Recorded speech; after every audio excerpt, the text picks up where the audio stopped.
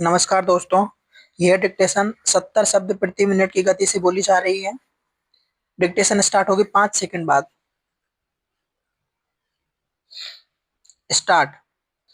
प्रकरण की पुकार होने पर अपीलकर्ता की ओर से अधिवक्ता श्री नरेश शर्मा उपस्थित हुए तथा प्रतिवादी की ओर से अधिवक्ता श्रीमती रचना जोशी उपस्थित हुई।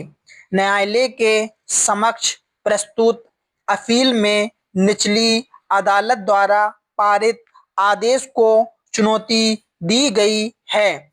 अपीलकर्ता ने अभिवक्ता के प्रारंभिक रूप से निवेदन किया कि विवादित आदेश विधि तथा अभिलेख पर उपलब्ध साक्ष्यों के अनुरूप नहीं हैं। उन्होंने कहा कि विचारण न्यायालय ने महत्वपूर्ण दस्तावेजों का समुचित मूल्यांकन नहीं किया और अपीलकर्ता द्वारा प्रस्तुत आपत्तियों पर भी स्पष्ट निष्कर्ष दर्ज नहीं किया। अपीलकर्ता के अधिवक्ता ने आगे तर्क दिया कि संबंधित भूमि के संबंध में राजस्व अभिलेख में अपीलकर्ता का नाम लंबे समय से दर्ज है। इसके बावजूद प्रतिवादी ने बिना किसी वैध अधिकार के कब्जा प्राप्त करने का प्रयास किया।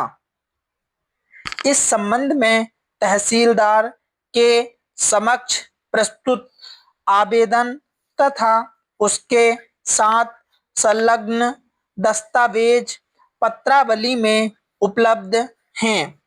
अधिवक्ता ने न्यायालय का ध्यान उन दस्तावेजों की ओर आकर्षित करते हुए कहा कि निचली अदालत ने उनके प्रामाणिक महत्व पर विचार किए बिना केवल मौखिक साक्ष्य के आधार पर निष्कर्ष निकाल दिया। प्रतिवादी की ओर से उपस्थित अधिवक्ता ने अपील का विरोध करते हुए कहा कि अपीलकर्ता ने तथ्यों का अधूरा प्रस्तुत किया है। उनके अनुसार संबंधित भूमि पर प्रतिवादी का कब्जा कई वर्षों से चल आ रहा है और राजस्व रिकॉर्ड में की गई प्रविष्टि मात्र से स्वामित्व का अंतिम निर्धारण नहीं हो जाता।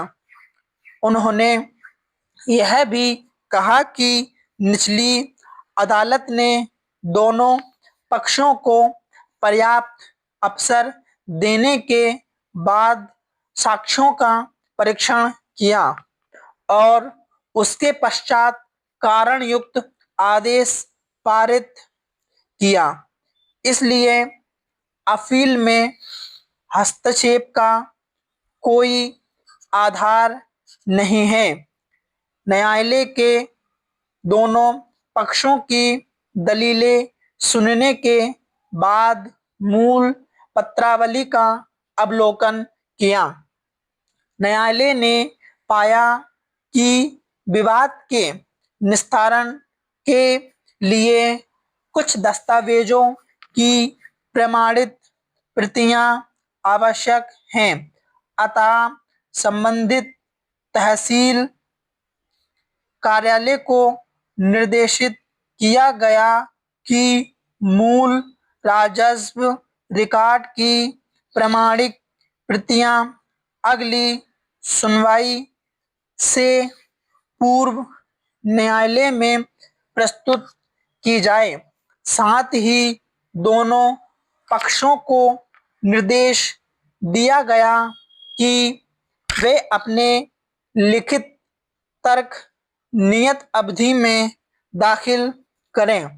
न्यायालय ने स्पष्ट किया कि दस्तावेज प्राप्त होने के पश्चात अपील के गुण दोष पर विचार किया जाएगा और किसी भी पक्ष को अनावश्यक स्थगन की अनुमति नहीं दी जाएगी। अंत में न्यायालय ने रजिस्ट्री को निर्देशित किया कि आदेश की प्रति संबंधित कार्यालय को तत्काल भेजी जाए। पक्षकारों के अधिवक्ताओं को अगली सुनवाई की तिथि से अवगत कराया गया।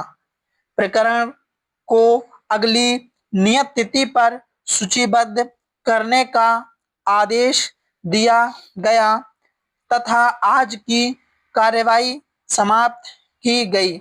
आदेश पारित किया। स्टॉप। इस डिक्टेशन की पीडीएफ आपको हमारे टेलीग्राम चैनल पर मिलेगी, जिसकी लिंक वीडियो के डिस्क्रिप्शन में है। धन्यवाद।